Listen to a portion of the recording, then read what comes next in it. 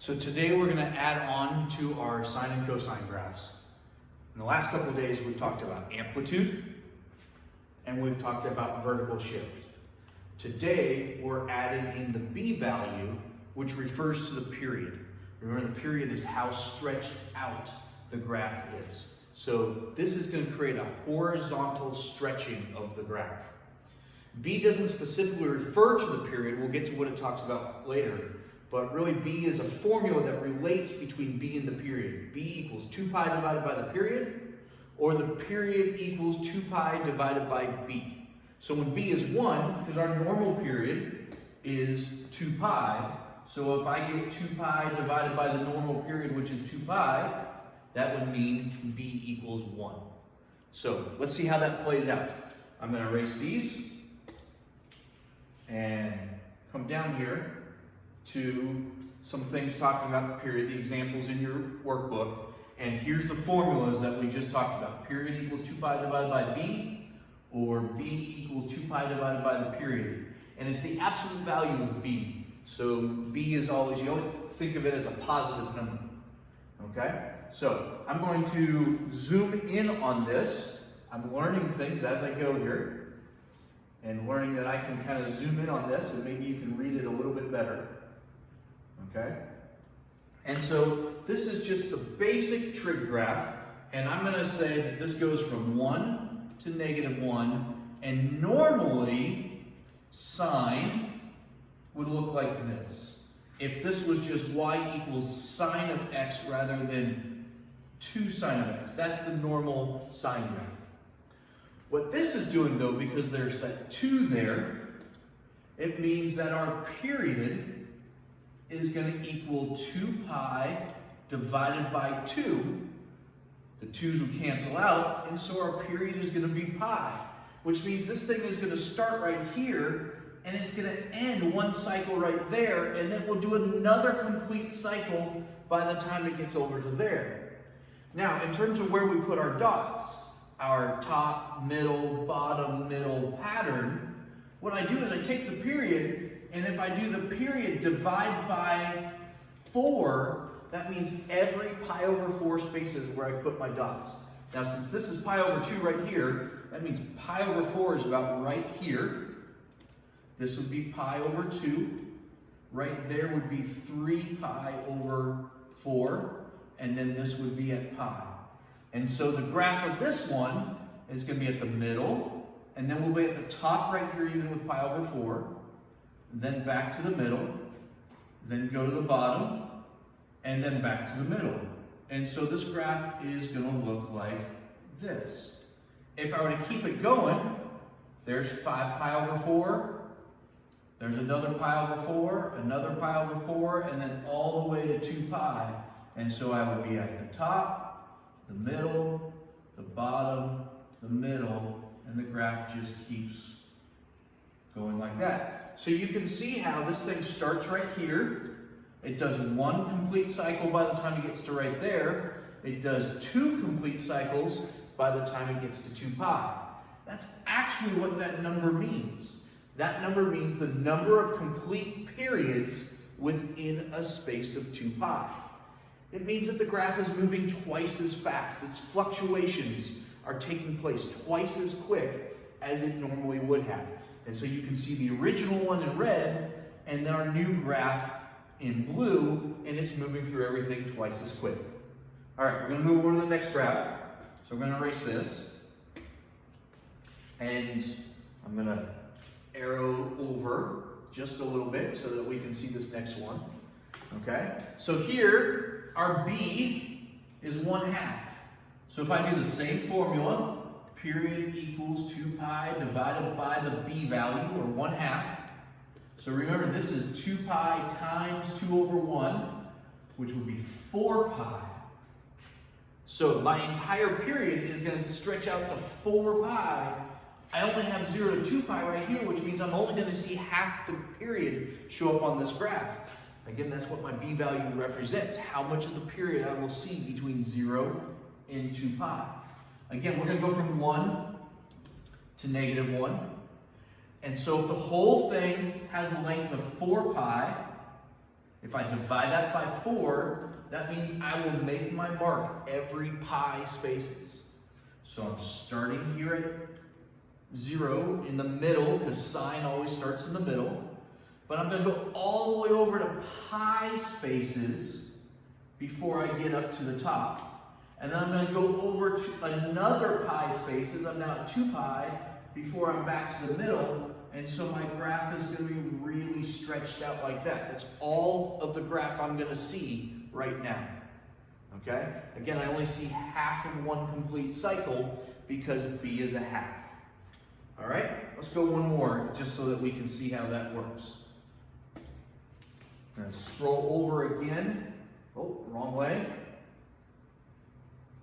So here, sine is 4, which means I'll see 4 complete cycles by the time I get to 2 pi. Again, the period would be 2 pi divided by 4, or pi over 2. So every pi over 2 spaces. So from there to there, I'm going to see one complete cycle of this graph. So how often am I going to make a mark?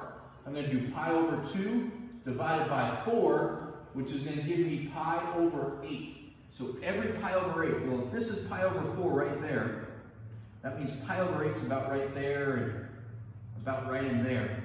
So again, if I'm going from 1 to negative 1, I'm going to have my middle, my top, my middle, my bottom, my middle, and then I'll just keep doing that sort of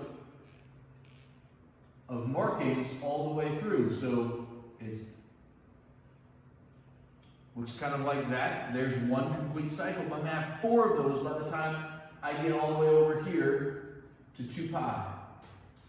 So my next one will end right there, my next one will end right there, the next cycle will end right there. So middle, top, middle, bottom, middle, top, middle, bottom, middle, top, middle, bottom, middle, and it just keeps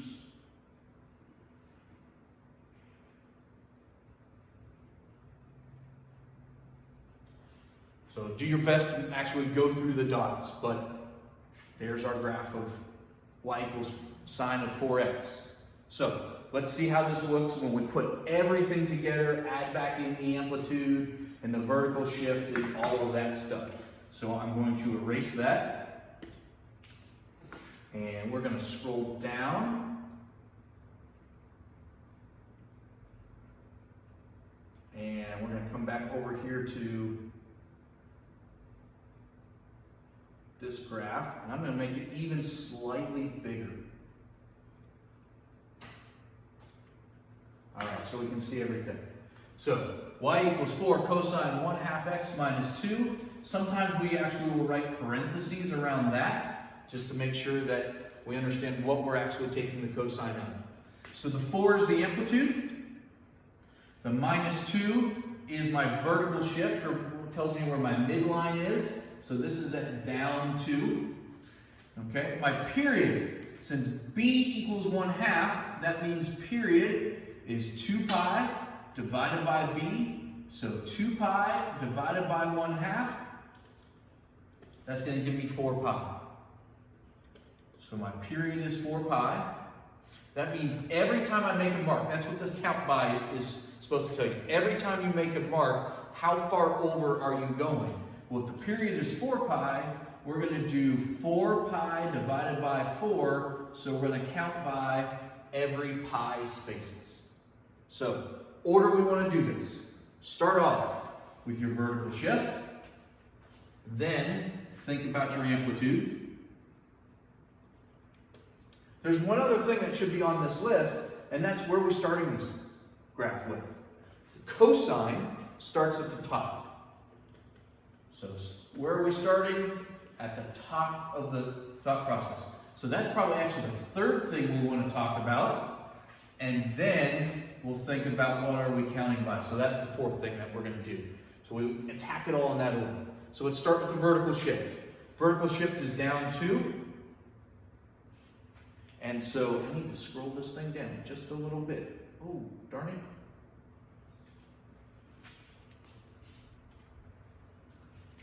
Well, We'll make do. Vertical shift is down 2, so it's down here at -2. So there's the midline of my graph, right here at -2. Then my amplitude is going to go up to +2 and down to 6, which I zoomed out too much.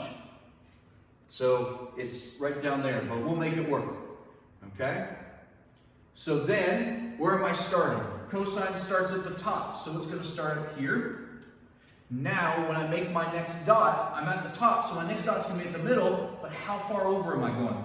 Am I going just 1 square, 2 squares? Well, I want to go over pi spaces. On this graph, that's equal to 4 squares over.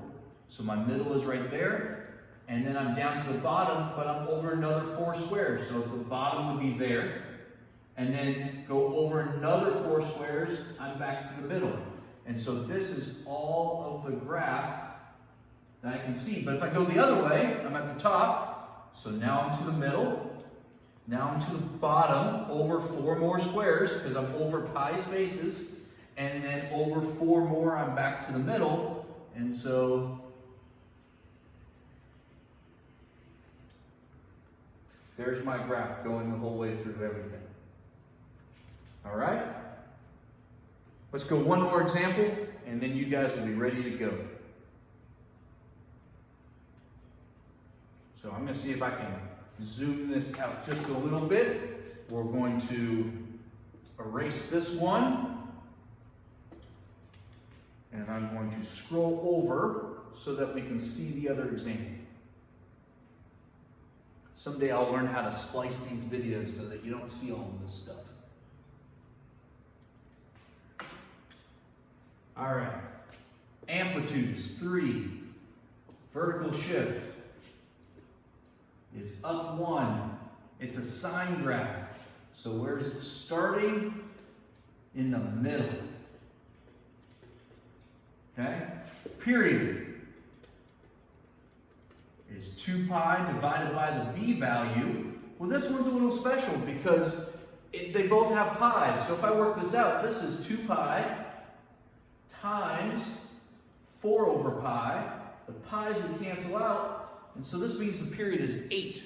So it doesn't have a pi involved in it, and you'll notice the scale I put on the graph has no pi's in it. So here, my period is 8. If I divide the 8 by 2, that means I'm going to count every 2 spaces going along the graph. So again, the order that I want to do this, make sure I did that. I want to deal with my vertical shift. I want to see if I can change the color here. I want to see if I can do my vertical shift, then my amplitude, then I'm going to move on to where am I starting, and lastly I'm going to think about how far over am I making every space as I go along. So my vertical shift is up 1. My amplitude goes up to 4 and down, so up 3 spaces, so up to 4, down 3 spaces, down to -2. Again, this was my midline of my graph. Sometimes it's good to remember where that is. I'm going to start in the middle because I'm dealing with sine. And then every 2 spaces over is when I'm going to do my middle, top, middle, bottom pattern. So go over 2 spaces, I'm at the top. Over 2 spaces, back to the middle. Over 2 spaces, we're at the bottom. Over 2 spaces, back to the middle. Over 2, we're at the top. Over 2, back to the middle. And so there's our graph. If I complete it on the other side, again, just making sure I'm going over 2 every time and following our bottom, middle, top, middle, bottom, middle. So there's how we graph using amplitude, period, and the vertical shift. Good luck.